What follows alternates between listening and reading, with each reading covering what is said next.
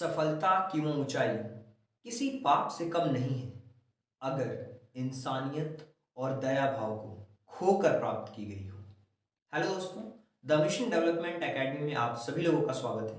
I am your orator और आज हम डिस्कस करेंगे गदा बैच के अंदर जनरल साइंस का चैप्टर नंबर 6, जिसके अंदर हम डिस्कस करने वाले हैं वाटर के बारे में, पानी के बारे में डिस्कस करेंगे। सबसे पहले हमेशा की तरह मैं आपको बोलता हूं कि सिलेबस अपने साथ रखें। इससे आपको आइडिया लग पाता है कि कितने चैप्टर्स हमने कंप्लीट कर लिए हैं और कितने चैप्टर अभी हमें कंप्लीट करना बाकी है। देखिए, फर्स्ट चैप्टर के अंदर हमने साइंटिफिक डिवाइसेस के बारे में पढ़ा, सेकंड चैप्टर हमारा सुपर सेंसेस के ऊपर बेस्ड था और थर्ड चैप्टर के अंदर हमने ह्यूमन और एनिमल्स के बीच में रिलेशनशिप को देखा।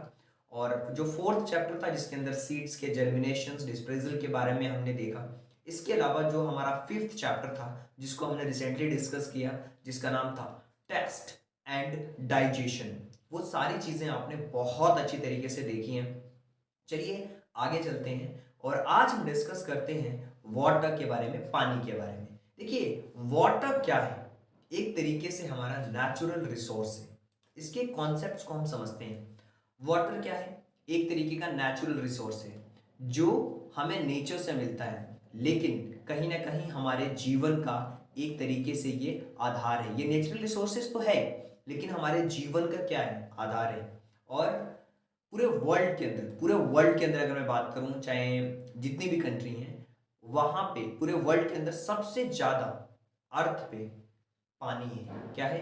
पूरे वर्ल्ड पे अर्थ में क्या है? पानी है। अगर आप जमीन के नीचे की बात करोगे तो पानी का पूरा लेयर है और ऊपर भी पानी है। यानी कि आप देखते हो बादलों से वर्षा होती है तो वहां पे जो पानी है वो वेपर के फॉर्मेट में है, यानी कि वो वाष्प के फॉर्मेट में है। और कहीं ना कहीं जब प्रक्रियाएं होती हैं, जब वहाँ पे वेपरेशन होता है तो बारिश की प्रक्रिया स्टार्ट हो जाती है, वहाँ पे रेन होना स्टार्ट हो जाती है।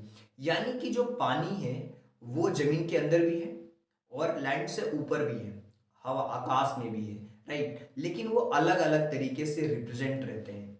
और वाटर का बहुत इंपॉर्टेंस है। आप कल्पना करिए कि अगर पानी नहीं हो तो सुबह से लेकर शाम तक जितनी भी आपकी एक्टिविटीज हैं, कौन सी ऐसी एक्टिविटीज हो जो पानी के बिना हो सकती है? सुबह उठते हैं, वहाँ पानी की रिक्वायरमेंट पड़ती है।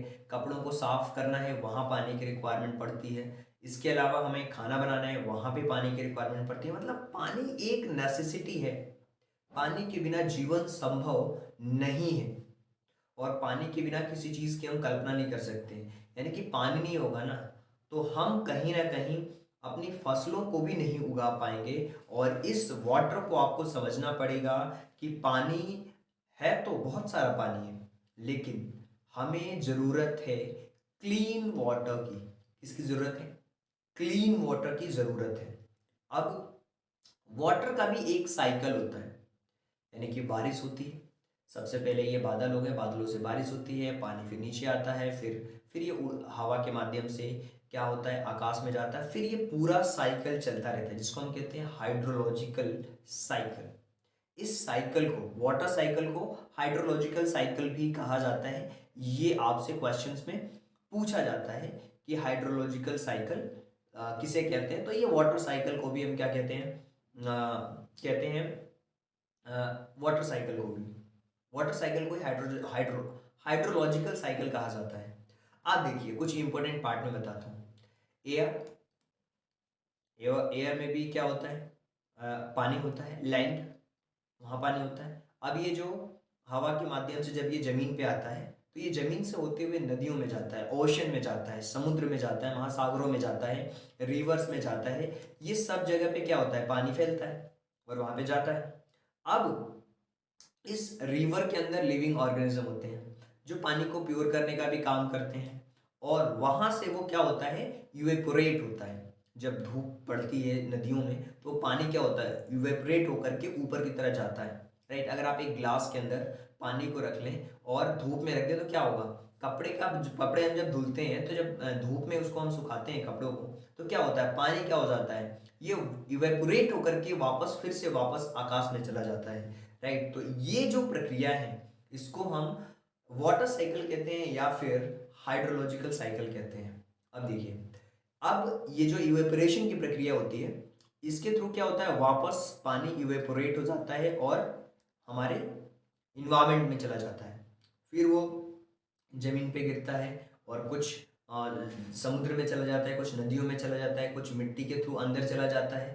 तो ये जो फ्रेश वाटर की जो प्रक्रिया है, वो फ्रेश वाटर कहाँ से मिलता है हमें? हमें मिलता है जमीन के अंदर से, लैंड के अंदर से हमें मिलता है, क्योंकि वो कहीं ना कहीं वो क्या होता है, पानी प्योर होता जाता है, राइट, और हमें फिर वो पानी मिलता है। तो इसके साइकिल को हमें बनाना है और इसी साइकिल को हम हाइड्रोलॉजिकल साइकिल भी कहते हैं। अब वाटर के साथ में बहुत सारी चीज़ें होती हैं, जैसे कि जब बहुत सारा वाटर का मैनेजमेंट नहीं होगा तो फ्लड आ जाती है, बाढ़ आ जाती है, फ्लड जिसको कहते हैं। बहुत सारा पानी होगा तो लोग उसके अंदर डूबने लगते हैं, यानी कि जो प्लास्टिक्स होंगे, जो लकड़ी होती है, ये सारी क्या होती है, पानी के ऊपर तैरती हैं, सिंक। कुछ कुछ चीज़ें पानी के अंदर डूब जाती हैं, कुछ तैरती हैं, तैरती भी हैं। कुछ चीज़ें ऐसी होती हैं जो पानी के अंदर डिजॉल्व हो जाती हैं। क्या हो जाती हैं? डिजॉल्व हो जाती हैं। डिजॉल्व का मतलब जो घुल जाती हैं पानी के अंदर, जैसे नमक हो गया, शुगर हो गया, चीनी हो गया, ये पानी के अंदर घुलती हैं चीज़ें। आपको पता होना चाहिए कि पानी के अंदर कौन सा जो मैटर है वो घुलता है, कौन सा नहीं घुलता है, ये आपको पता होना चाहिए। तो डिजॉल्व होता है पानी के अंदर कुछ कुछ। अगर हॉट वाटर होता है तो यूजुअली जो डिजॉल्व की प्रक्रिया होती है वो फास्टर होती है, better than warm and hot water से, ये डिजॉल्विंग की जो प्रक्रिया होती है, राइट। तो इसी तरीके से होता है एक जिसको हम कहते हैं वाटर हार्वेस्टिंग। वाटर हार्वेस्टिंग का मतलब क्या होता है कि आपने क्या किया, बारिश के पानी को कलेक्ट किया अपने लोकल एरिया में, जो भी आपने बना रखे हैं, पुल बना रखे हैं, बांध बना रखे हैं, वो वाटर हार्वेस्टिंग जिसको आप कहते हैं, यानी कि वाटर को सुरक्षित रखना ताकि आने वाले समय में हम उसका यूज कर सकें। और बड़े लेवल पे बात करें तो डैम्स बनाए जाते हैं, और जो डैम्स होते हैं उसके थ्रू क्या होता है, पानियों को इकट्ठा किया जाता है। जब जरूरत होती है तो डैम्स को ओपन किया जाता है, फिर पानी जितनी जरूरत होती है उतनी निकाला जाता है। डैम्स के थ्रू पानी को इकट्ठा करके इलेक्ट्रिसिटी बनाई जाती है। तो अलग अलग चीजें हैं जिससे इस वाटर का मैनेजमेंट होता है, और वाटर मैनेजमेंट करना बहुत ज़रूरी है, क्योंकि वाटर एक नेचुरल रिसोर्स है। अगर इसका हम सही तरीके से यूज़ करेंगे तो कभी इसकी कमी नहीं होगी, और हमें प्योर वाटर की ज़रूरत होती है, राइट। तो ये जो ग्राउंड है, इसमें मॉइस्चर बनाने के लिए अलग अलग जगहों पे, फैक्ट्रियों में कहीं ना कहीं वाटर की बहुत ज़रूरत होती है। तो अगर कोई पूछता है कि अच्छा, वाटर हार्वेस्टिंग सिस्टम इंडिया के अंदर कहाँ कहाँ पे, देखिए सबसे पहले राजस्थान के अंदर भी है, इसके अलावा महाराष्ट्र में है, मध्य प्रदेश में है, उत्तर प्रदेश में है, बिहार में भी है, राइट, और इसके अलावा हिमाचल प्रदेश में है, इसके साथ साथ तमिलनाडु और केरला, कर्नाटका। तो कट्टाज है कर्नाटका के अंदर, और केरल के अंदर है आपका सरनेगम्स हैं, पोन्ड्स हैं, कुल्ला हैं, अलग अलग है, मतलब अलग अलग नाम से आप ये इस वाटर का मैनेजमेंट किया जाता है, जिसको हम कहते हैं वाटर हार्वेस्टिंग सिस्टम। जैसे आप सर्च करेंगे water harvesting system in India तो आपको पूरी लिस्ट निकल के आ जाएगी, water harvesting system in India, right. Water harvesting system जब आप सर्च करेंगे इंटरनेट पे तो पूरी लिस्ट आ जाएगी। जैसे मैंने आपको बताया राजस्थान में है, मध्य प्रदेश में है, उत्तर प्रदेश में है, बिहार में है, राइट, इसके अलावा महाराष्ट्र में है, और तमिलनाडु में है, केरल में है, कर्नाटका में है। तो ये सारी जगहों पे है इंडिया के अंदर। अब देखिए, वाटर, अगर जो वाटर है उसका मैनेजमेंट सिर्फ उसको स्टोर करना, इलेक्ट्रिसिटी पैदा करना, यही नहीं है। वाटर के अंदर जो पॉल्यूशन हो रहा है, वाटर पॉल्यूशन जिसे कहते हैं, यानी कि पानी के अंदर क्या हो रहा है, प्रदूषण भी हो रहा है। प्रदूषण का मतलब क्या होता है, पानी तो है लेकिन शुद्ध जल की कमी है। आपको पता है धरती पे सबसे ज्यादा तो 2/3 तो पानी का हिस्सा है, लेकिन शुद्ध जल की कमी। आप नमक वाला पानी जो समुद्र के अंदर है वो तो नहीं खाओगे, वो तो नहीं करोगे, तो शुद्ध जल की कमी है। अब इसका क्या है, क्यों वाटर पॉल्यूट हो रहा है, इसको हमें समझना पड़ेगा। देखिए क्या हो रहा है, हम डंप करते हैं चीज़ों को, प्लास्टिक को डंप करते हैं, जाके वो मिल जाता है। इंडस्ट्रीज की वजह से होता है, वो कहीं ना कहीं जो अपना मैनेजमेंट है उसको ध्यान नहीं रखती हैं और नदियों में छोड़ देते हैं अपना वेस्ट मटेरियल। इसके अलावा हम जो फर्टिलाइज़र यूज़ करते हैं, फर्टिलाइज़र यूज़ क्यों करते हैं, क्योंकि हमें ज़्यादा मात्रा में सब्जियां उगानी है, राइट, और फर्टिलाइजर्स का हमें क्या करना है, यूज़ करते हैं। तो इसकी वजह पेस्टिसाइड का यूज़ करते हैं, जिसकी वजह से क्या होता है, जो हमारा पानी है वो पॉल्यूट होता है। और इसके इफेक्ट की अगर हम बात करें, देखिए पेस्टिसाइड का यूज़ करोगे, यानी कि हम खाद का यूज़ करते हैं जब हम ज़मीन में खेती करते हैं, तो भी हमारा जो वाटर है वो पॉल्यूट होता है। फर्टिलाइजर्स का यूज़ करते हैं तो भी पॉल्यूट होता है। इंडस्ट्रीज से निकलने वाले जो वेस्ट मटेरियल होते हैं, अगर उनका मैनेजमेंट नहीं किया जाता है तो भी पॉल्यूशन होता है। डंप करते हैं कोई भी चीज़ कचरा, तो वहाँ से भी क्या होता है, पॉल्यूशन होता है वाटर का। अब इसके इफेक्ट बड़ा खतरनाक है। जब वाटर पोल्यूट हो जाएगा तो आपको शुद्ध पीने का पानी नहीं मिलेगा, जिसके थ्रू क्या होगा, बहुत सारी बीमारियां आप खुद आपके बॉडीज़ के अंदर आएंगी, जिसको एडिशनल वाटर के थ्रू आपको बीमारियां पकड़ेंगी। जैसे फ्लोरा हो सकता है, फोना हो सकता है वाटर बॉडीज़ के अंदर, और ह्यूमन डिसीज़ हो सकती हैं पानी से रिलेटेड, बहुत सारे कालरा हो सकता है, जॉन्टिस हो सकता है, अलग अलग आपको डिसीज़ हो सकती हैं। ये पानी की वजह से ही होती हैं।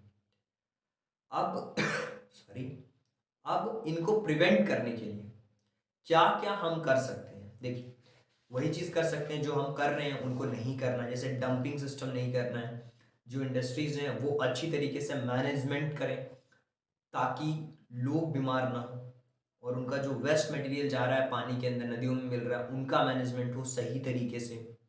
इसके अलावा जो प्लास्टिक्स हम यूज़ कर रहे हैं, जो पेस्टिसाइड्स यूज़ कर रहे हैं, जो हम खाद यूज़ कर रहे हैं, जो यूरिया यूज़ कर रहे हैं, उनका हम कम से कम यूज़ करें ताकि हमारा जो वाटर है वो पोल्यूट ज़्यादा से ज़्यादा ना हो। सो आई होप कि कॉन्सेप्ट को आपने समझ लिया होगा। वाटर से रिलेटेड जो भी कॉन्सेप्ट है, हमने क्या क्या डिस्कस किया, हमने वाटर पोल्यूशन के बारे में डिस्कस किया, इफेक्ट्स के बारे में डिस्कस किया, क्यों हो रहा है इसके बारे में डिस्कस किया, और वाटर कितना मौजूद है, क्या क्या चीज़ें डिपेंडेंसी है वाटर के ऊपर, वो सारी की सारी कहानी जो थ्योरी है वो मैंने आपको बता दी। अब हम क्वेश्चंस करेंगे ना, तो चीज़ें हमें बहुत अच्छी तरीके से क्लियर होंगी और आपको समझ भी आएगा कि क्या ऑप्शंस हो सकते हैं। राइट, चलिए अब हम आते हैं एक्चुअल क्वेश्चंस के ऊपर, ताकि चीज़ों को हम अच्छी तरीके से समझ पाएंगे और जान भी पाएंगे। वाटर क्या है? वाटर एक तरीके का कंपाउंड है। क्या है? कंपाउंड है। क्या है? कंपाउंड है, जिसके अंदर हाइड्रोजन और ऑक्सीजन होता है। इसी तरीके से which one of the one is the not natural resources of water. जो नेचुरल रिसोर्सेज नहीं है वाटर का, वो क्या है? ठीक है, कैनल हो गया, लेक हो गया, रिवर हो गया, पॉन्ड नहीं है, तालाब एक नेचुरल रिसोर्स नहीं है। राइट, इसी तरीके से अगर हम बात करें gaseous state of water, gas वो वेपर के फॉर्मेट में होता है ना, वाष्प के फॉर्मेट में होता है, गैस के फॉर्मेट में होता है वाटर। देखिए अगर आप वाटर के तीनों स्टेट को समझना चाहते हैं, तो एक एक बाउल के अंदर वाटर रखिए या ग्लास के अंदर रख लीजिए, उसको फ्रिज में रख दीजिए, ठंडा हो जाएगा, बर्फ जम जाएगा। एक वाटर का ये पार्ट हो गया बर्फ। आपने देखा होगा नदियों में महासागर जो होते हैं, जो बहुत सारे ऐसे ओशंस होते हैं जहाँ पे बर्फ जम जाती है, पूरा पानी जम जाता है। दूसरा फॉर्मेट पानी, वाटर, उसको हीट करोगे पानी हो जाएगा। फिर उसकी तीसरी जो प्रक्रिया होती है वेपर के फॉर्मेट, जब हीट करते हैं तो ऊपर की तरफ जाती है, जब सूरज की किरणें पड़ती हैं तो वो वेपोरेट होकर के ऊपर वापस वो क्लाउड्स में जाती हैं। इसी तरीके से क्वेश्चन है, inlet of air around the earth is called what? इसको हम कहते हैं एटमॉस्फेयर। इसको हम क्या कहते हैं? एटमॉस्फेयर कहते हैं ना, वापस एटमॉस्फेयर में चला जाता है। इसी तरीके से एक क्वेश्चन है जिसमें पूछा गया है कि the purest form of water is, सबसे प्योर जो वाटर है ना वो रैन वाटर कहलाता है। वो क्या होता है? रैन वाटर होता है। इसी तरीके से अगर हम बात करें, जो हमारा सिक्स्थ क्वेश्चन है कि which of the following substances is found in the three state in a nature? Petrol, kerosene, ether and water. Water तीनों स्टेट में पाया जाता है, मैंने आपको अभी बताया था एग्जांपल दे करके। तो इसका जो ऑप्शन नंबर डी है वो सबसे करेक्ट और सबसे सटीक इसका सही आंसर है।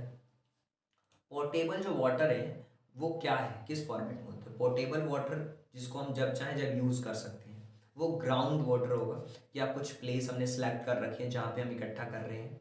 रिवर का वाटर पोर्टेबल नहीं है, वो तो बहता रहता है, पॉन्ड्स भी बहता रहता है। ये ग्राउंड वाटर पोर्टेबल वाटर है, जब चाहे जब हम निकाल लेते हैं।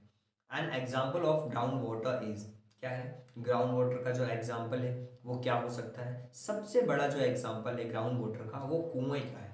कुआं क्या है, ये ग्राउंड वाटर का एग्जाम्पल है। इसी तरीके से अगर हम अगले क्वेश्चन के बारे में बात करें, जो circulations of the water between oceans and land, oceans और लैंड के बीच में जो वाटर का सर्कुलेशन हो रहा है उस सर्कुलेशन को हम कहते हैं वाटर साइकिल। क्या कहते हैं, वाटर साइकिल। और इसका दूसरा नाम क्या है, हाइड्रो साइकिल जिसको भी कहा जाता है। तो वाटर साइकिल आप समझ सकते हो, circulations of water that calls a water cycles which is not a part of water cycle. कौन सा वाटर साइकिल का पार्ट नहीं है। देखिए, अगर हम वाटर साइकिल के पार्ट के बारे में बात करेंगे कौन सा नहीं है, क्लाउड का फॉर्मेशन तो है, बादल बनते हैं, बारिश भी है, सूरज भी है, जानवरों का पानी पीना ये उसका पार्ट नहीं है, वाटर साइकिल का पार्ट ये नहीं है। आगे बढ़ते हैं, क्वेश्चंस को समझते हैं। Evaporations of the water lakes place स्टेफर फास्टर, फास्टर है, फास्टर इन किसमें फास्टर होता है, आप कह सकते हो हॉट कंडीशंस में इवेपोरेशन बहुत फास्ट होती है। जब बहुत गर्मी पड़ती है तो पानी जो होता है ना बहुत तेजी से इवेपोरेट होता है।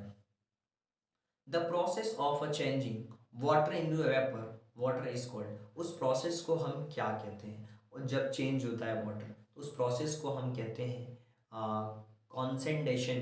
क्या कहते हैं उसको, हम कहते हैं कॉन्सेंडेशन। यहाँ पे लिखा नहीं है ऑप्शन नंबर डी में, जिसको हम कहते हैं कंडेंशन। कंडेंशंस कहते हैं, क्या कहते हैं, कंडेंशंस कहते हैं। तो ऑप्शन नंबर जो डी है वो करेक्ट ऑप्शन होगा क्वेश्चन नंबर 12 के अंदर। इसी तरीके से रैन इज ऑल्सो नॉन एज, बारिश को हम किस वजह से और किस कारण से जानते हैं, इसको हम कहते हैं परसिपिटेशन भी उसको कहा जाता है। Loss of water by plant is called, plant के द्वारा जो वाटर लॉस होता है उसको हम कहते हैं ट्रांसपोर्टेशन। इसी तरीके से क्वेश्चन है, which one is the process in which water changes into vapours in atmosphere, उसको हम कहते हैं इवेपोरेशन की प्रक्रिया, राइट। इसी तरीके से अगर हम आगे चलते हैं, इसमें क्वेश्चन लिखा हुआ है कि which of the following are the primary causes of water pollution. Primary causes क्या है वाटर पोल्यूशन के, तो सबसे प्राइमरी कॉलेज जो एक्टिविटीज़ जो ह्यूमन करता है, सबसे ज़्यादा प्रदूषित कौन करता है पानी को, हम ही तो करते हैं, हम ही तो वेस्ट मटेरियल फेंकते हैं, हम ही तो इंडस्ट्री चला रहे हैं, इंसान ही तो चला रहे हैं ना, कि ह्यूमन की जो एक्टिविटी होती है सबसे ज़्यादा वही नुकसान पहुंचाते हैं पानी को, right. Which of the following is mainly responsible for causes of water pollution, water pollution का सबसे ज़्यादा क्या कारण हो सकता है।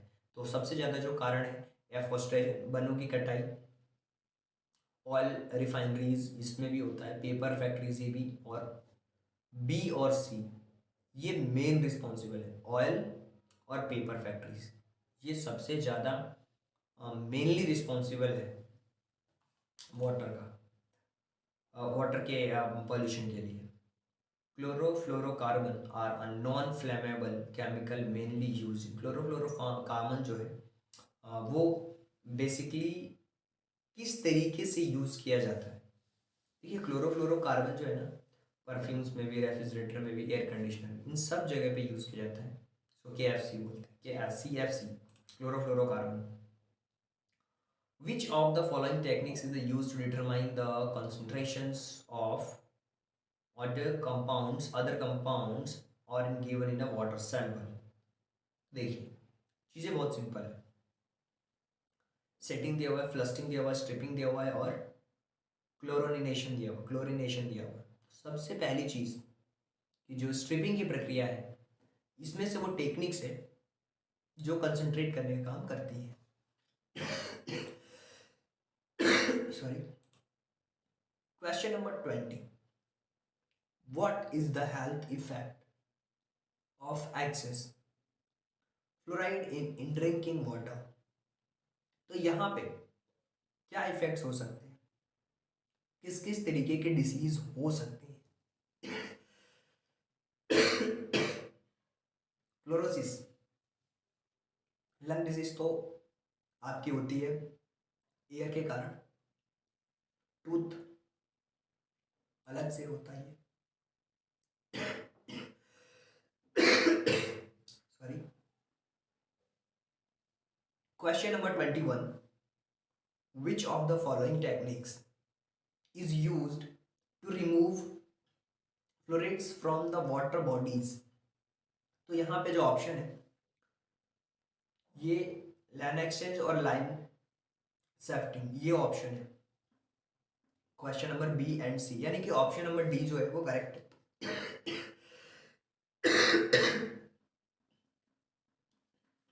Sorry. Which of the following is water borne disease. इसमें से ऐसा कौन सा डिसीज है जो वाटर के द्वारा होता है? टाइफाइड हो गया, कालरा हो गया, डायरिया हो गया, ये सारी की सारी जो डिसीज है ना, सब इनका जो मेन सोर्स है डिसीज का, ये होता है वाटर बॉर्न डिसीज है, पानी के द्वारा ही होती है। इन डिसीज को, ये डिसीज पानी के थ्रू ही होती है, right. Sorry for disturbance. So I hope कि ये जो चैप्टर है जिसके अंदर हमने वाटर के बारे में डिस्कस किया है, आप सभी लोगों को बहुत अच्छी तरीके से समझ आया होगा। अगर आपको लगता है कि फिर भी कोई डाउट है या किसी भी तरीके की कोई भी समस्या है, तो आप कमेंट बॉक्स में क्वेश्चन भी पूछ सकते हो। इसके अलावा आप हमारे बैच को ज्वाइन कर सकते हो। आपको लिखना होता है ज्वाइन, और जो बैच चल रहा होता है उस बैच का नाम। जैसे मान लीजिए आपका नाम है अमित और आप बिलोंग करते हैं इंदौर से, तो आपने अमित लिखा और इंदौर लिखा, और इसके साथ साथ जो नंबर है 877077 431, इस नंबर पे आपको मैसेज करना होता है, व्हाट्सएप करना होता है, जिसके थ्रू आप क्या कर सकते हैं, हमारे साथ जुड़ सकते हैं। आगे आने वाले चैप्टर्स में हम डिस्कस करेंगे जो कि 7 चैप्टर होगा, इसमें हम माइक्रोबियल्स डिसीज़ के बारे में डिसीजेस के बारे में डिस्कस करेंगे, यानी कि बीमारियों के बारे में डिस्कस करेंगे। सो आई होप कि चीज़ें आपको पसंद आई होंगी। कोई भी डाउट है, कॉन्टैक्ट नंबर पे कॉल करके भी डाउट पूछ सकते हो। So thank you so much and thanks for giving your precious time at the last. God bless you. Thank you so much.